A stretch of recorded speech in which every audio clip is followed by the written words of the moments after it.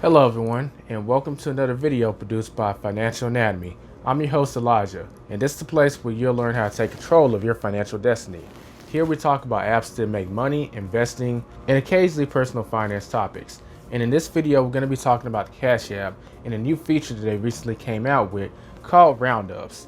It's basically turning Cash App into Acorns, except for with cryptocurrency. So the way this feature works is, if you decide to buy Bitcoin on Cash App, you can make arrangements so that every time you spend money using the Cash App, it will round whatever you spend up to the nearest dollar, and that roundup will go towards buying Bitcoin. So if you spend $1.50 on a candy bar, for instance, then it will round the whole thing up to $2, and the 50 cents will go towards buying Bitcoin. Like I said, this is a new feature that just came out, so we're going to go over to my phone to show you how to turn this feature on if you have an interest in doing so. So starting off, you need to make sure you have the most up-to-date version of Cash App. If you have an older version, you're not going to see the same thing that I'm going to be showing in this video. So you want to start off by clicking on the Cash App and logging in. I did forget to mention that you may have gotten an email that you see on the screen basically letting you know about it. If you click on the Get Started there, it'll also take you where you need to be. But if you haven't clicked on that email, just open the Cash App up and click on the card icon at the bottom. You should then be greeted with a message that's basically saying introducing Roundups. And if you want to get started with this, you click on the Get Started.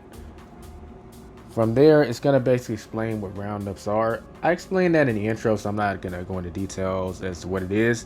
Just know that you can use this to invest in a particular stock, which is pretty interesting, or ETF.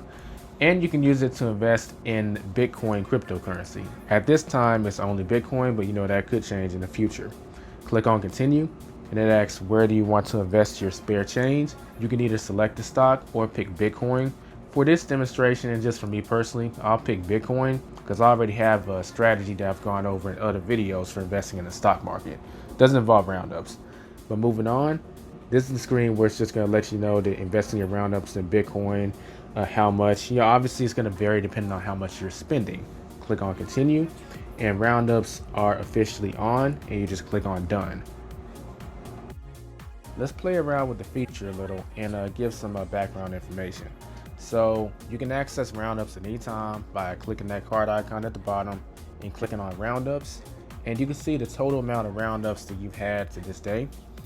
And you can also change the destination if you wanted to by clicking on Change Destination, and you can switch it from Bitcoin to a stock or to a different stock or ETF.